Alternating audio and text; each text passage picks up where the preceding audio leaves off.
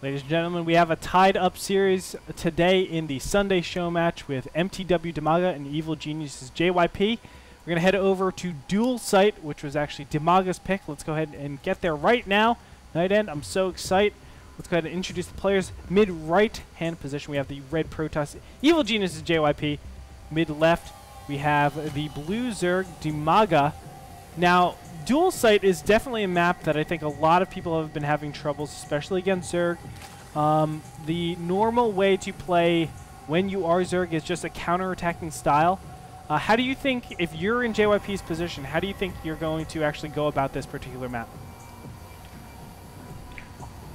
Here I like to do Forge Fast Expansion and then switch to Blink Stalkers, because I think it's very hard to defend your third. You know, once you're trying to establish your third base, it will be very hard to defend both your main and your expansion, because in the case of Mutalisk, it will make extremely hard for you to defend if you don't have Blink Stalkers. Now, of course, Mutalisks do lend itself to be more of that counterattacking style over Roaches. Roaches, not saying they're bad by any means, but Mutas are definitely a lot better for that counterattacking style that we see so many times, the base trade, yada yada yada. But it'll be very interesting to see how Dimaga actually plays this out, because there's a lot of ways to actually get to Mutas, and there's also a lot of ways to actually prevent Mutas before that huge time. Because what Protoss is normally trying to do when they Forge Fast Expand is see what my opponent's capabilities are, and actually to deter them from Mutas, because Mutas are always a headache on every single map, unless it's like the super small maps. Mutas are definitely a big problem, and the main reasons are, like we were talking about, it's very frustrating with those counterattacks. You can you can get absolutely mutilated by them, LOL. And you know, it just poses such a big problem. It's like all the initiative goes to the Zerg. So a lot of times what Protoss do is they have these pre-12-minute timings that are designed to just stop players from going Mutas. And it's like a poke. If my opponent is going Mutas, it'll win me the game. If they're not going Mutas, it's just going to be a trade. I'm going to force a lot of units out, and then we go from there. Yeah, I think the best way, for example, let's say I'm playing against the Zerg and I'm 100% sure he's going Mutas on this map. Mm-hmm. How can I counter it? Well, I just make 7 gate all in, and that counters, because he will not have roaches. Most of the Zerg players don't even make a roach war, so he will have to defend that only with link speed, links, and the cannons. Yeah. And 4 crow. The spine crawlers, for sure. 5. Yeah, and normally when you have the power of position, initiative, you can see Dual Site, you can attack, especially if they go a fast third like Dimaga's doing. There's like 10 million attack paths that you can take, and you will never have spine crawlers in a good position. So going Mutas in this position for Dimaga is probably suicide, and I would think you know, he's identified that. So JYP, from eventually he does scout out the third. He should realize that his opponent is not capable anymore of making Mutalisks, and from there he should design a build that's strictly to deal with Zergling Roach Infestor. I mean, that's all he's really worried about, and he's able to make that read 6 minutes into the game. That's really powerful. I'm also curious to see what type of build JYP will opt to.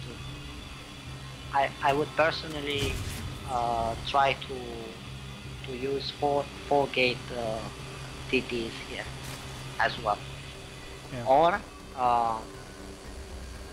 fast blink stalkers, just for harass, not for all in. Gotcha. And can you explain a little bit on why you're actually choosing those two? Why not something like, you know, we see Sentry drops or fast Warp Prism, that kind of play.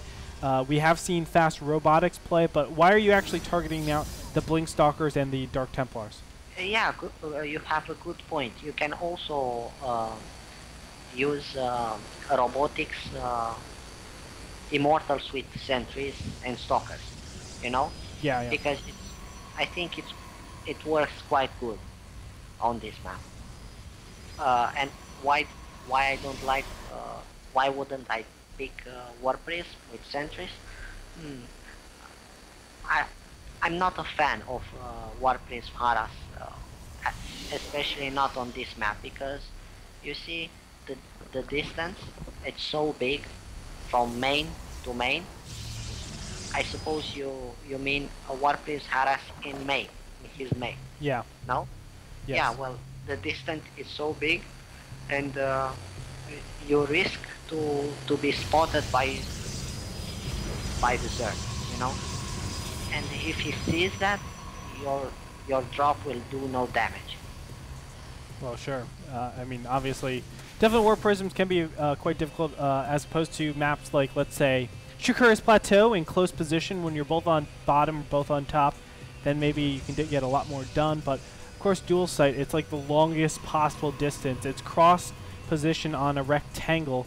Obviously, well, you know, kind of stumped rectangle. You guys know what I'm talking about, where the width is longer than the height. And obviously going that diagonal is going to be the worst case. But I kind of like what JYP is doing a little bit. He's taking advantage of, obviously, the creep spread right now being, you know, not as great as possible. The big question is, where does he actually attack? He is going for this 7-gate heavy push. He's going for Stalkers now. A lot of people will go just Zealot Sentries. He's opting for Stalkers at this point. I like that decision. This is off of a +1 timing, so let's see if he actually is able to do anything at all. Dimaga actually sees this. He's going to have to back up 8 roaches on the way. Spine crawlers are being made. What do you think right now, Nightend? Do you think JYP actually has any capabilities of doing damage? I think he can even win the game here. What I don't like about what Dimaga is doing is that he doesn't research bottom. If he has bottom, JYP, yeah, he can defend it much easier with bottom, because JYP has no way of no offset. Well, he is getting his first observer right now, but yes, he would have had a massive timing for a good, you know, maybe 30 seconds to a minute, where Burrow would be very applicable, and he can just take advantage of his opponent stepping on creep, and especially those sentries. If you can remove those sentries from the field, you remove a lot of the support that your opponent has. Oh no, the spine crawlers actually get lifted right here. They can be targeted down so easily, but here comes the Zerglings and the Roaches. They're going to stream forward. Sentries are putting down very nice force fields. Isn't going to be enough, though. He wants to snipe those sentries ASAP. Nice Blink Stalkers. Going to blink back. A couple of the sentries are actually pushing forward. I don't know if he wants to do that just yet, but look at this.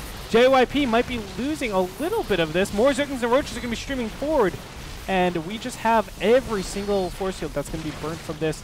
Now it's going to be power against power, and I think Dimaga is in a position where he can actually overcome this, but great Blink Stalker micro. He's going to blink back the weakened Blink Stalkers, and all of a sudden, I think Dimaga does have to back up from here. Transfuse goes down, but the Queen dies as well, and he needs more Zerglings. That's the big thing. Yeah, because he didn't have Borrow, I think he needed more, as you said, more Zerglings. But I think it's quite hard to defend this push if you don't have either Borrow, either faster Infestors. Yeah, definitely. I mean, Infestors definitely the bane. Also, go ahead. Also, I don't understand why Dimaga fighted with JYP in those chokes. I don't see any reason. Just let him come in. You know? Yeah. I mean, if we look back, it's a little tiny choke over here. If JYP actually went all the way towards where the hatchery was to snipe it, I think there's a much larger concave. But as it is, he lost so much from there. Dimaga finally has Infestors out. That's going to actually just negate that Blink Stalker for a little bit. Obviously, it's going to be a lot harder to utilize that Blink, but his Roach count is already diminished. He's just about relying all on Zerglings, and now JYP is going to move in here. Nope, he's going to blink back. But you know what? I think JYP is in a fantastical position. He doesn't really have to worry. All he needs to do this game, Nightend, you know what he needs to do, right? He needs a tech. He needs to make a losses. I think this game will not repeat the same mistake he did first one. Also, Dimaga, I think the game is still going.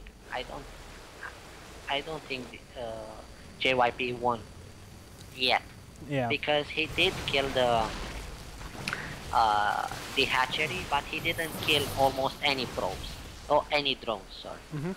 And you can see the Harvester lead is still going towards Dimaga, 55 to 49. He is taking his third all the way in top left-hand position, so maybe it'll help him a little bit here and there. That one observer actually gets picked off, and here we go. Blink Stalker is going to come up here. Actually missed Fungal Growth. A lot of Zerglings are going to be streaming in. Nice surround on this bottom area, but is it going to be enough? There's not a lot of sentries here, so it's going to be very, very difficult for obviously for him to force field out at all these armies. But you know what? The army count is dwindling, and JYP is coming on top. You can see the army concave is much better. Roach is trying to do as much damage as possible, but it's not going to be enough. GG comes out from Dimaga, and we're going to see 2-1 up for JYP.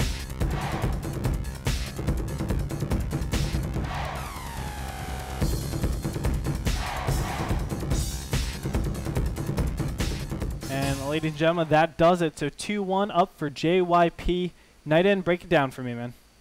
Yeah, I think Dimaga did again the same mistake he did at his third. He fighted in a bad position for him. Sure. I think he had, actually I'm quite sure that he had to wait at his natural to wait for JYP to come. If he would have done that, he would have also had much more units. He had to stall time, you know, and the fight, you need to fight in a better position than that. I mean, if you fight in a choke where you don't have, where you have like 4 infestors, that's very bad. Especially when you have just lings, roaches, and 3-4 infestors. And while Protoss has so many stalkers, sentries, and zealots, and much better upgrades. Yeah, I mean, JYP is at the point where he could blink back the stalkers, and basically as soon as like it gets to the round where the blink stalkers were originally put back, they're probably getting enough shields as it is, because they've been so inactive with combat. Not so much like shooting, more so taking damage. He just had so many layers of stalkers that it didn't even matter. Dimaga, it didn't matter what you threw at him, he was absolutely fine. So quite unfortunate for Dimaga right there. As we did talk about in the game, I think a lot of it came down to fighting out that choke, but it was really, really tough, and Dimaga made the call. He went to go push out, and the sentries did way too much damage. Go ahead. Also, I want to point out that JYP played the strategy extremely good, so I don't want to take anything from JYP, you know. I just wanted to point out Dimaga's mistakes, because basically JYP didn't do any. At least I haven't saw any. Yeah, I mean, I know we get carried away sometimes, but JYP, we do have to mention his Blink Stalker micro was pristine. I mean, it felt like he never lost any of those stalkers. A lot of them were, you know, the Halloween colors, yellow and orange around there. They weren't really that red. They weren't really that green. They were just yellow and orange. So staying away from those Christmas colors, good for him. Anyway, we're going to go ahead and get into game number 4 between JYP and Dimaga. JYP up 2-1. We're going to head there after this break, so don't go anywhere. NASL Sunday Show Match Series is going to kick off then.